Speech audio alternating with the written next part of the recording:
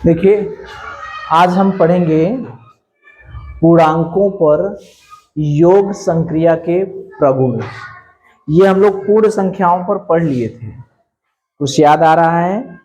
संबरक नियम थे, क्रम विनिमय नियम था, तत्समक नियम था, साहचर्य नियम थे और वितरण नियम था। वितरण नियम या बंटन नियम कुछ याद आ रहा है?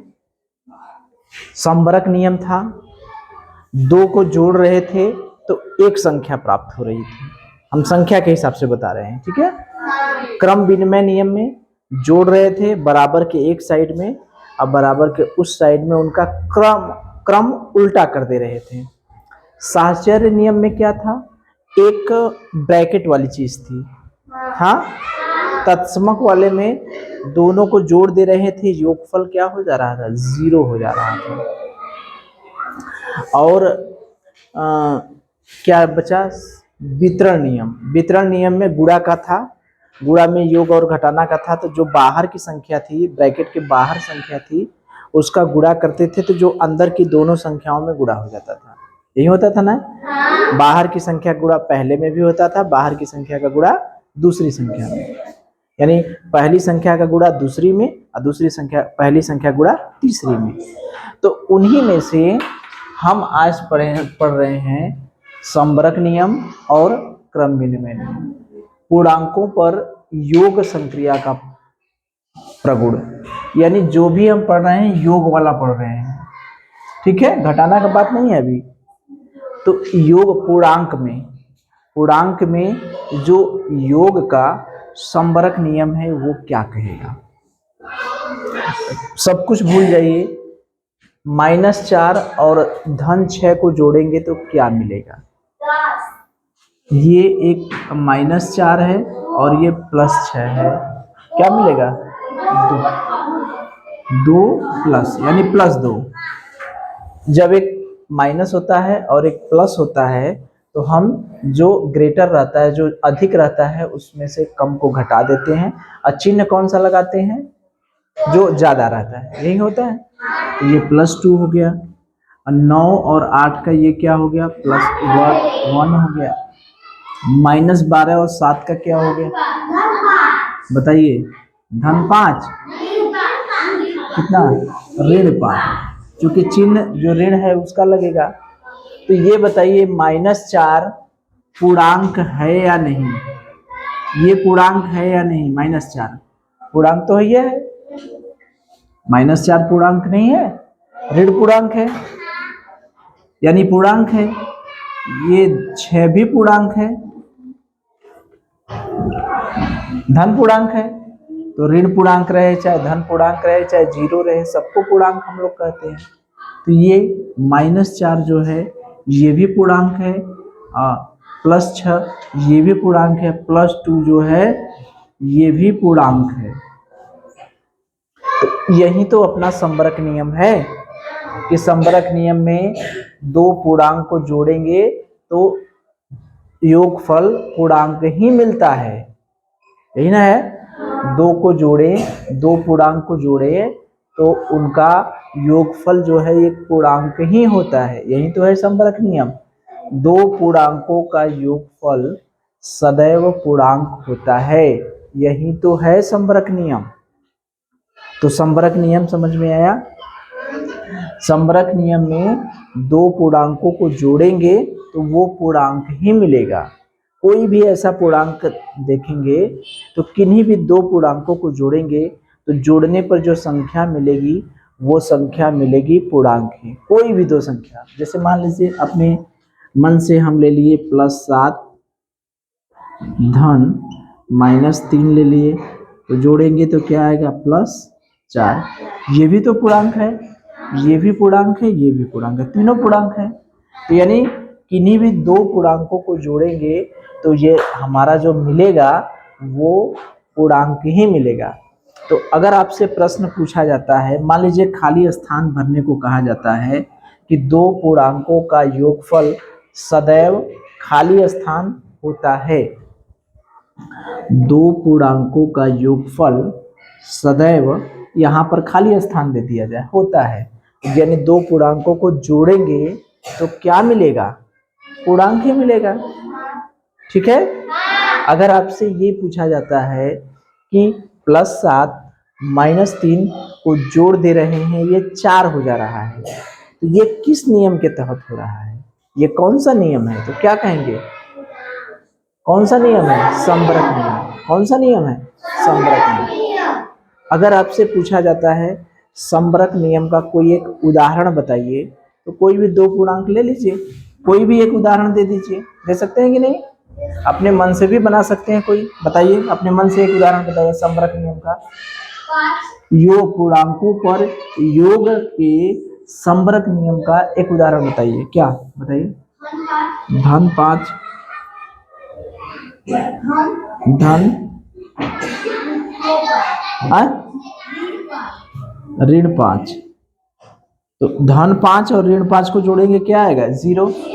ये भी पूर्णांक है, ये भी पूर्णांक है, ये भी पूर्णांक है। तो इससे 3 प्रश्न बनेंगे। एक तो खाली स्थान भरने को आएगा, दो पूर्णांकों का योगफल सदैव क्या होता है? पूर्णांक होता है। या तो ये पूछ देगा कि धन 7 धन ऋण 3 बराबर 4, यह किस नियम का पालन करता है? ये किस नियम के तहत है? पूर्णांकों के योग के किस नियम के तहत है? समवर्क नियम, क्रम विनिमय नियम, साहचर्य नियम या वितरण नियम? कौन सा नियम है? समवर्क नियम। आपसे कहता है समवर्क नियम का कोई उदाहरण बताइए, तो उदाहरण बता देंगे कि नहीं? दो पूर्णांक ले लेंगे, उनको जोड़ देंगे, एक पूर्णांक हो जाएगा। ठीक है। चलिए दूसरा देखते हैं हम लोग, क्रम विनिमय नियम। क्रम विनिमय नियम का मतलब उसको क्रम को उलट दें। जैसे ये ऋण 7 है, धन 4 है, ऋण 7 -7 +4 इक्वल टू बराबर +4 और -7। तो इसमें देख रहे हैं क्या किया है?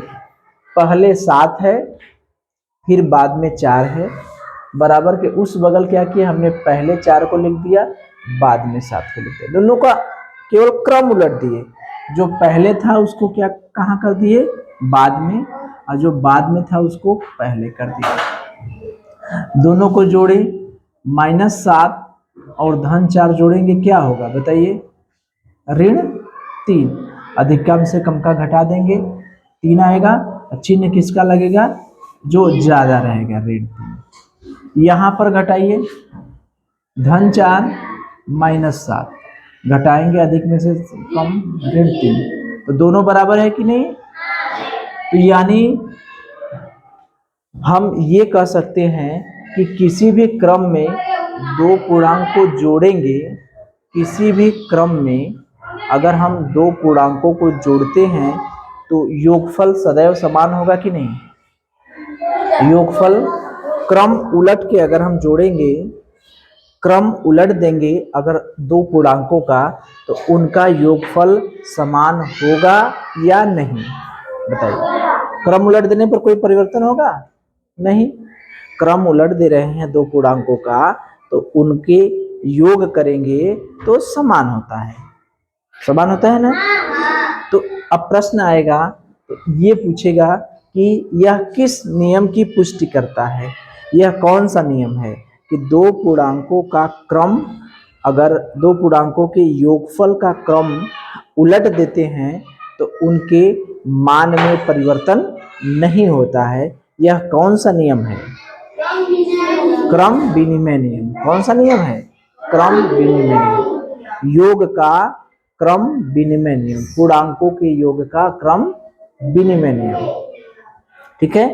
अगर क्रम विनिमय नियम का उदाहरण देने को कहे तो कोई भी उदाहरण दे सकते हैं। धन 8 ऋण 11 जोड़ेंगे, इधर क्या होगा? ऋण 3 और यहाँ पर ऋण 11 धन 8, यहाँ पर भी ऋण 3। दोनों मान समान है कि नहीं?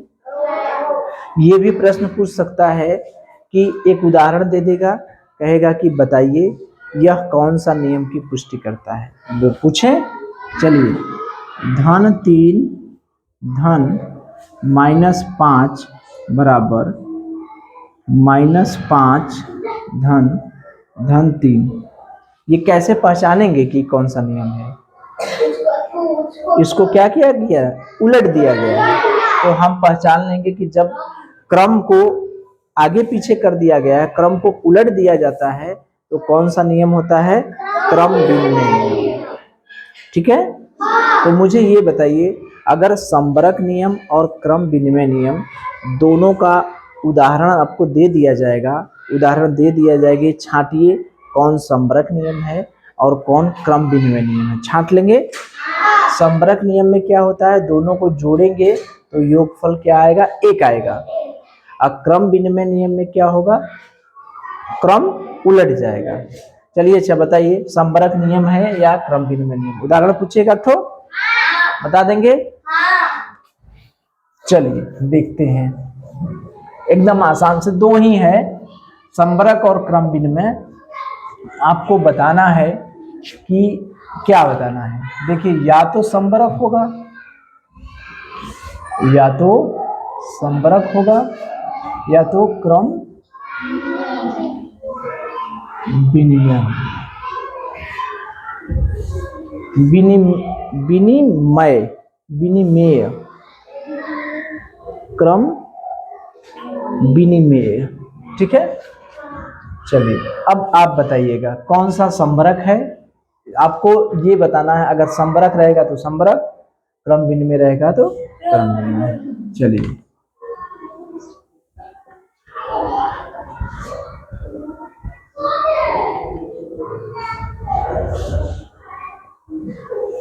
बताइए। Very good.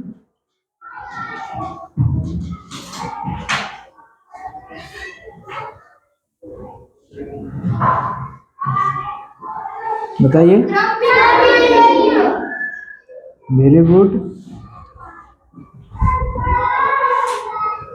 बताइए। संबरक नियम।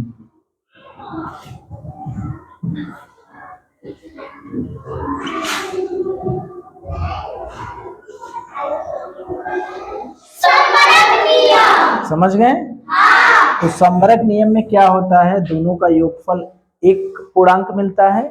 और क्रम विनिमय नियम में दोनों का क्रम क्या करते हैं? उलट देते हैं। ठीक है, आगे देखें।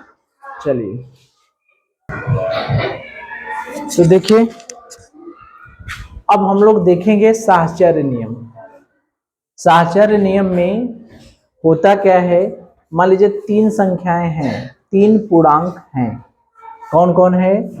धन 5 है, ऋण 3 है और धन 4 है। तो साहचर्य नियम में क्या होता है? याद करिए, हम लोग पूर्ण संख्याओं में पढ़े थे। तो 2 धन 3 धन 4, इन्हीं तीनों को जोड़ना था। तो पहले 2 धन 3 को एक ब्रैकेट में बंद कर दे रहे थे, ठीक है, फिर 2 को अलग कर दे रहे थे, अंतिम में ब्रैकेट लगा दे रहे थे। कुछ याद आया? यही होता था साहचर्य नियम। यही ना होता था कि 3 संख्याएं हैं, तो पहले 2 शुरू में 2 संख्याएं उनको ब्रैकेट में बंद कर दीजिए, उसमें तीसरा जोड़ दीजिए, और फिर बाद में ब्रैकेट बराबर के उस साइड में ब्रैकेट अंतिम वाले में लगा दीजिए। पहले 2 3 में लगा दीजिए, फिर 3 4 में लगा दीजिए। पहले शुरू के 2 में लगा दीजिए, फिर बाद के 2 में लगा दीजिए। यही ना है?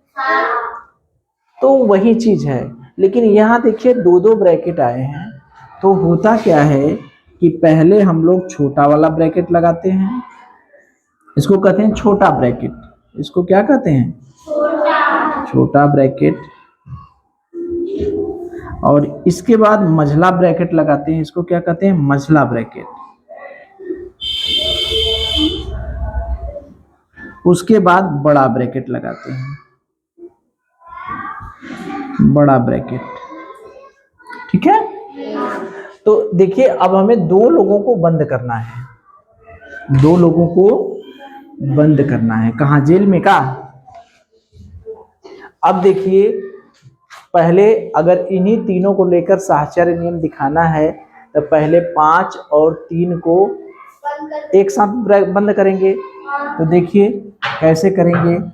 ये हो गया 5 धन, ये हो गया -3। 5 और 3 को तो ब्रैकेट में बंद करना है, तो मझला ब्रैकेट, छोटा वाला ब्रैकेट तो हमने लगा दिया है। तो इन दोनों को एक में दिखाने के लिए कौन सा ब्रैकेट लगाएंगे? मझला। इसमें जोड़ेंगे क्या बताइए, क्या जोड़ेंगे इसमें? 4 जोड़ देंगे। तो 4 जोड़ दिए हमने, जोड़ दिए। अब बताइए बराबर के उस साइड में किसको किसको जोड़ेंगे? हाँ, 3 और 4 को। तो इधर हमने 3 को पहले और 4 को, अब -3 है क्या, -3 को और 4 को जोड़ दिया। अब इसको ब्रैकेट में बंद करना है, तो कौन सा ब्रैकेट लगाएंगे? मझला ब्रैकेट लगा दिए। और इसमें क्या जोड़ेंगे? धन 5। ठीक है, यही है ना? ओ, पहले 5 को लगाना चाहिए था ना, आप लोग याद भी नहीं दिलाए। पहले इन दोनों को ब्रैकेट में बंद कर दिए और तीसरा जोड़ दिए।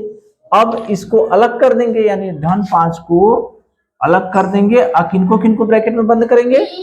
3 और 4 को।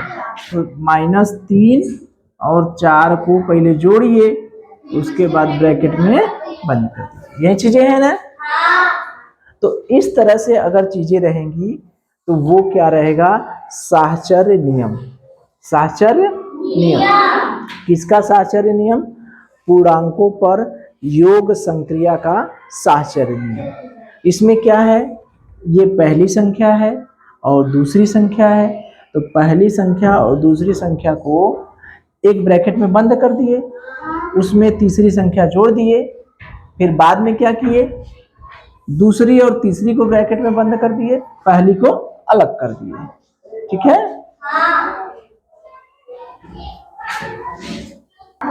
चलिए, तो देखिए, इसको समझ गए? पहचान लेंगे? साहचर्य नियम में शुरू में जो 2 संख्याएं रहती हैं उसको एक ब्रैकेट में बंद कर देते हैं और तीसरी संख्या को छोड़ देते हैं, और बराबर के उस साइड में क्या है? दूसरी और तीसरी को ब्रैकेट में बंद कर देंगे, पहली को छोड़ देते हैं। ठीक है? तो इस तरह से इन संख्याओं पर आप बनाइए। 3 संख्याएं हैं, -5, धन 4 और धन 6। इसको साहचर्य नियम के हिसाब से शुरू में किनको किनको ब्रैकेट में बंद करेंगे? कौन कौन? ये 5 है, क्या है? -5 और धन 4। पूर्णांक अगर हम पढ़ रहे हैं तो पूर्णांक में धन और ऋण का बहुत बड़ा मान है। धन है तो धन बोलना पड़ेगा, ऋण है तो ऋण बोलना पड़ेगा। ये 5 नहीं लिखे हैं, जो धन बोले लिखे हैं वो पूरा बताइए। किसको किसको एक साथ ब्रैकेट में बंद करेंगे? बताइए। -5 धन 4। ठीक है? चलिए, अब इसको मझले ब्रैकेट में बंद कर दिए। इसमें क्या जोड़ेंगे? धन 6। अब बराबर के उस साइड में देखिए, किसको अलग करेंगे? फिर 5 -5 को अलग करेंगे। जल्दी नहीं बोलना है, पहली बात। किसी को जल्दबाजी में उत्तर नहीं देना है। जल्दबाजी में बोलने से बढ़िया है, ऐसे ही एग्जाम में जल्दबाजी में गलती करके चले आएंगे तो कहेंगे गुरुजी गलत हो गया। तो जल्दबाजी में बोलने की क्या जरूरत है? बहुत पहले बोल देंगे तो हम क्या जानेंगे कि बहुत सब कुछ आ रहा है। सही बोलिए लेकिन लेट बोलिए। ठीक है? तो -5 धन, अब किनको किनको ब्रैकेट में बंद करेंगे? धन 4 धन 6। ठीक है? चलिए, तो लेट बोलिए लेकिन सही बोलिए। ठीक है? सही है ना? अब इसको भी करिए तब समझ जाए कि आ गया है। पहले किसको किसको ब्रैकेट में बंद करेंगे? -8 और -3। तो -8 धन -3, इसको मझला ब्रैकेट में बंद कर दिए। इसमें क्या जोड़ेंगे?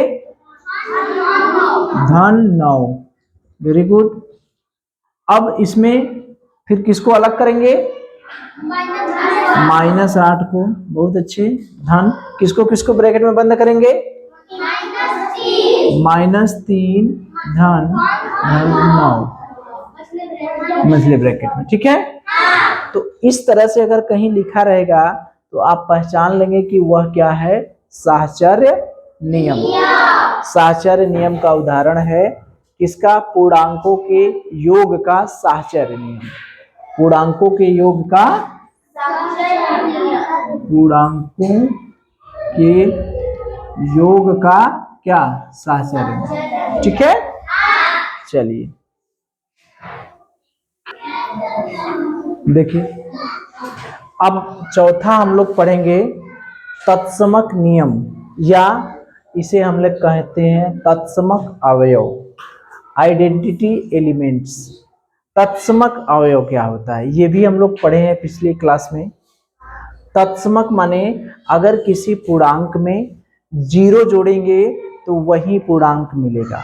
किसी पूर्णांक में अगर 0 जोड़ देते हैं तो वही संख्या मिलती है। यही हमारा क्या है, तत्समक अवयव या तत्समक नियम। जैसे -4 में अगर 0 जोड़ेंगे तो क्या मिलेगा, -4। +7 में अगर 0 जोड़ेंगे तो क्या मिलेगा, +7। अगर +11 में 0 जोड़ेंगे तो क्या मिलेगा, +11। -7 धन 0 क्या मिलेगा, -7। तो इसमें भी कई प्रश्न बनेंगे, प्रश्न सब में वही बनेंगे कि पूर्णांक का शून्य के साथ योगफल करने पर क्या मिलता है, वही पूर्णांक मिलता है। पूर्णांक के समान होता है, यानी जो पूर्णांक रहेगा वही होगा। खाली स्थान दे देगा, +9 + 0 बराबर इस तरह से बॉक्स बना देगा। इस बॉक्स में क्या भरा जाएगा, धन 9 होगा। इस तरह से एक उदाहरण दे देगा, कहेगा कि बताइए यह पूर्णांकों के योग संक्रिया के किस नियम का पालन करता है, तत्समक नियम का। अगर किसी संख्या में 0 जोड़ा जा रहा है तो वह किस नियम का पालन करता है, तत्समक नियम का। याद रहेगा, तो तत्समक नियम हो गया। इसके बाद योगात्मक प्रतिलोम क्या होता है। योगात्मक प्रतिलोम माने उसी का उल्टा नहीं, उसी का विपरीत।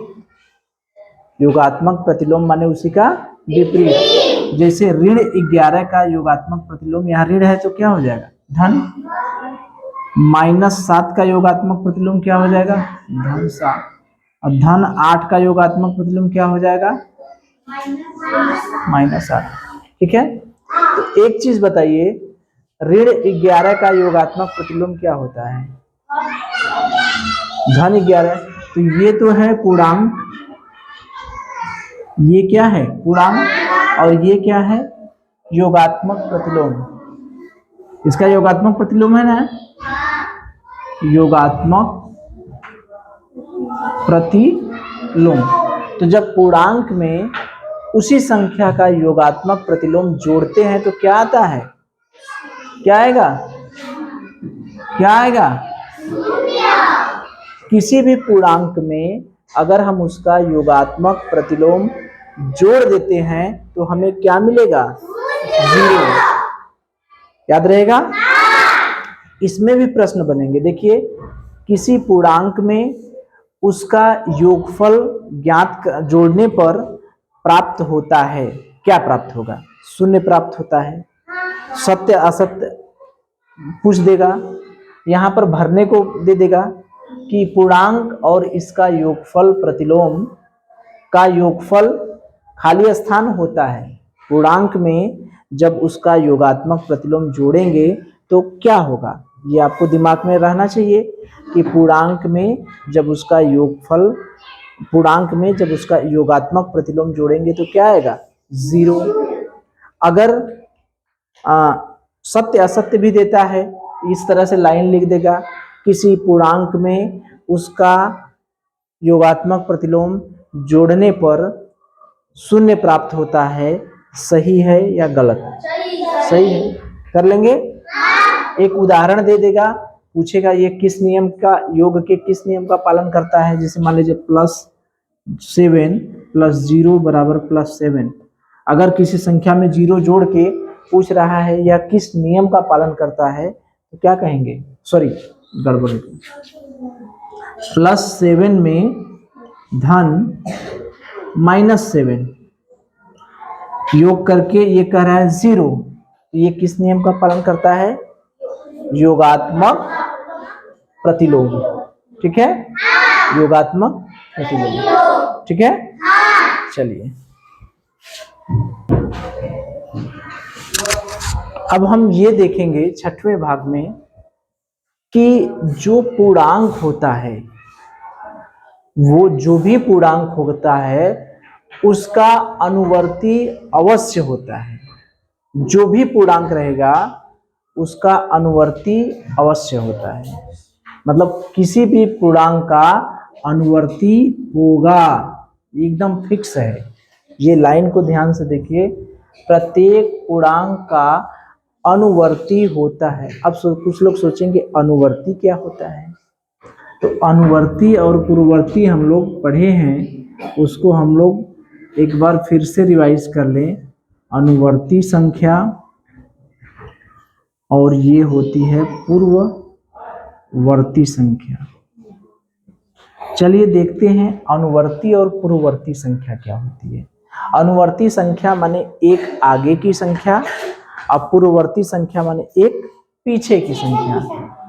एक आगे की संख्या और यहाँ पर एक पीछे।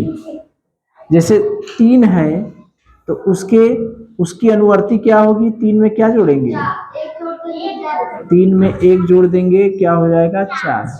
अगर ऋण 3 है तो उसकी अनुवर्ती क्या होगी, ऋण 3 में क्या जोड़ेंगे, 1 जोड़ देंगे, ऋण 2 हो जाएगा। नहीं होगा क्या, जैसे संख्या रेखा बना होता 0 ऋण 1 ऋण 2 ऋण 3, ऋण 3 से 1 आगे चले आएंगे तो इसी पर ना आएंगे।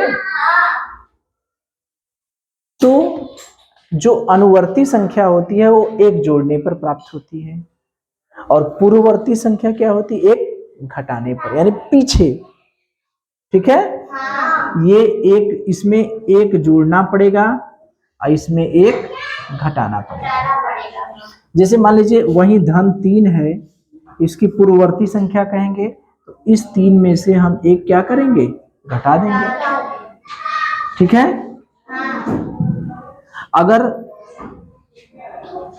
-3 की पूर्ववर्ती संख्या लिखना है तो -3 में से क्या करेंगे, 1 घटा देंगे, तो -3 में से 1 घटा दिए, क्या हो गया, -4। नहीं हुआ क्या, -4 हुआ ना, 0 -1 -2 -3 -4, -3 से 1 और पीछे चले जाएंगे तो कहाँ पहुंचेंगे, इन्हें है संख्या रेखा। तो अनुवर्ती और पूर्ववर्ती संख्या समझ में आया। अनुवर्ती के लिए कितना जोड़ना पड़ेगा, 1 जोड़ेंगे, यानी 1 आगे की संख्या, और पूर्ववर्ती माने 1 पीछे की संख्या, ठीक है। तो अनुवर्ती संख्या निकालने के लिए 1 जोड़ना पड़ता है कि घटाना, हाँ जोड़ना पड़ता है। और पूर्ववर्ती संख्या निकालने के लिए क्या करना, 1 घटाना पड़ता है, ठीक है। इतनी चीज क्लियर है। तो प्रत्येक पूर्णांक का अनुवर्ती होता है, ठीक है। इसका मतलब समझे कि जितने भी पूर्णांक हैं वो किसी न किसी को जोड़कर या घटाकर प्राप्त किए गए हैं। नहीं हुआ क्या, अनुवर्ती संख्या है तो इसका मतलब या तो जितने भी पूर्णांक हैं सभी पूर्णांकों में 1 जोड़कर प्राप्त किया गया होगा या 1 घटाकर प्राप्त किया होगा। ये तो बात समझ में आई। कोई भी संख्या ले लीजिए, आप अपने मन से कोई संख्या बताइए। मान लीजिए मैंने -9 लिया, तो -9 संख्या कैसे मिली होगी, -10 में 1 जोड़े होंगे तब मिला होगा। ये भी तो पूर्णांक है, नहीं है क्या, यानी -10 -9 क्या है, -10 का अनुवर्ती है कि नहीं। या तो ऐसा भी हो सकता है कि -8 में से -1 घटाया होगा तब भी 9 आया होगा। तो यहां पर क्या कहेंगे कि -8 का पूर्ववर्ती है, क्या है, पूर्ववर्ती संख्या। -9 के बारे में हम क्या कह सकते हैं? कोई भी संख्या ले लीजिए, वो संख्या किसी न किसी की अनुवर्ती होगी, होगी ना? यानी हम ये कह सकते हैं कि जो संख्या है वो किसी न किसी रूप में एक जोड़कर प्राप्त की गई है। ठीक है, एक जोड़कर प्राप्त की गई है। पूर्ववर्ती बता दिए हम, पूर्ववर्ती नहीं होना चाहिए, अनुवर्तीय खाली होना चाहिए, पूर्ववर्ती नहीं होना चाहिए। ठीक है, यहाँ पर गलत बोल दिए हम कि केवल अनुवर्ती। -9 जो मिला है वो -10 में एक जोड़कर ही प्राप्त किया, यही सही है।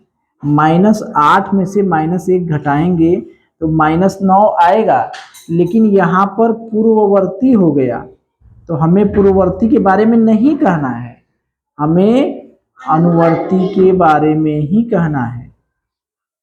बात समझ में आई? ये पूर्ववर्ती वाली जो बात हमने बताई थी वो सही है, लेकिन इसके लिए नहीं सही है, पूर्णांक के लिए ऐसा नहीं होगा कि कोई पूर्णांक पूर्ववर्ती करने पर प्राप्त होगा। प्राप्त होने को होता है, लेकिन ये हमेशा सही नहीं होगा, इसलिए इसको हम क्रॉस किए हैं। ये कट का मतलब समझ रहे हैं? ये चीज सही है, लेकिन पूर्णांक के लिए अनुवर्ती ही मानेंगे हम, पूर्ववर्ती नहीं मानेंगे। बात समझ में आ रही है? पूर्णांक में पूर्ववर्ती का कॉन्सेप्ट नहीं है।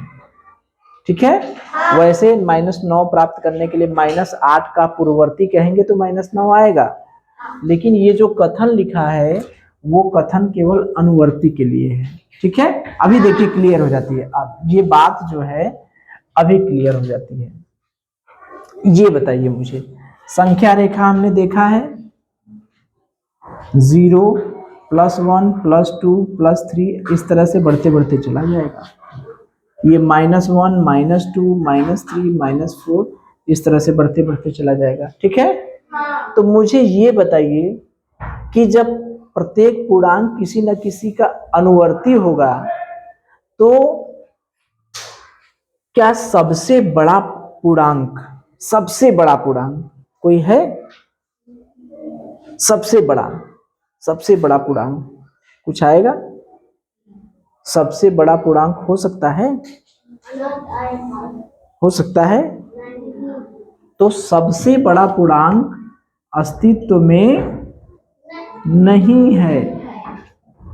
ठीक है, अगर आपसे पूछा जाता है कि सबसे बड़ा पूर्णांक बताइए तो कह देंगे भैया सबसे बड़ा पूर्णांक कोई होबे नहीं करता, कोई होता ही नहीं है। अगर कहीं प्रश्न में पूछा जाएगा तो लिख देंगे कि सबसे बड़ा पूर्णांक अस्तित्व में नहीं है, सबसे बड़ा पूर्णांक अस्तित्व में नहीं है। याद रहेगा? अगर आपसे पूछा जाता है सबसे बड़ा पूर्णांक, कोई ना कोई सबसे बड़ा पूर्णांक होता है, सत्य या असत्य, क्या कहेंगे? कोई ना कोई पूर्णांक सबसे बड़ा होता है, सत्य है या असत्य? क्यों? क्योंकि सबसे बड़ा पूर्णांक का कोई अस्तित्व ही नहीं है। सबसे बड़ा पूर्णांक कहाँ मिलेगा? मिलेगा क्या? कोई ऐसा पूर्णांक है जो कि सबसे बड़ा बन जाए? ऐसा है ये ना, कभी खत्म नहीं होता पूर्णांक संख्या, तो किसको जोड़ करके प्राप्त करेंगे? कोई अस्तित्व में है ये नहीं। और यही बात सबसे छोटे के लिए भी होती है, सबसे छोटा पूर्णांक भी अस्तित्व में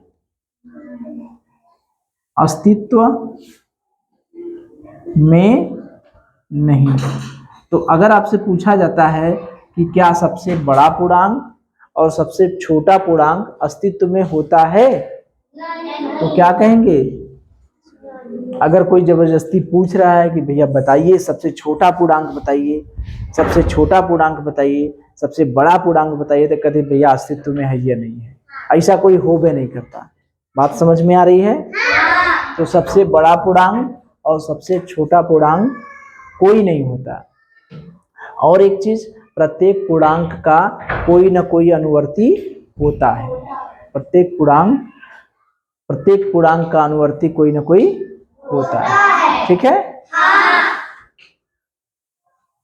तो मुझे ये बताइए कि -11 का अनुवर्ती बताइए क्या होगा। अनुवर्ती के लिए क्या जोड़ेंगे इसमें?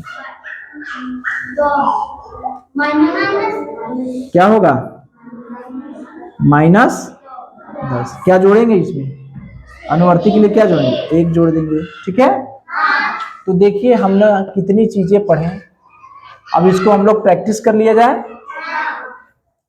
कौन सा नियम है, इस पे कुछ सवाल बनाया जाए। चलिए, पहला था संबरक नियम, दूसरा था क्रम विनिमय, और तीसरा था साहचर्य, और ये था तत्समक, और ये था योगात्मक प्रतिलोम,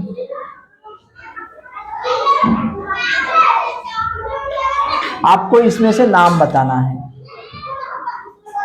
योगात्मक प्रतिलोम जो हम लिखेंगे उसको आपको बताना है कि उसमें से कौन सा नियम होगा, ठीक है। धन 3 धन 0 बराबर धन 3, बताइए। तत्समक नियम, वेरी गुड, बहुत अच्छे। -3 धन 3 बराबर 0, -3 धन 3 बराबर 0, ये कौन सा? ये योगात्मक प्रतिलोम, वेरी गुड, योगात्मक प्रतिलोम।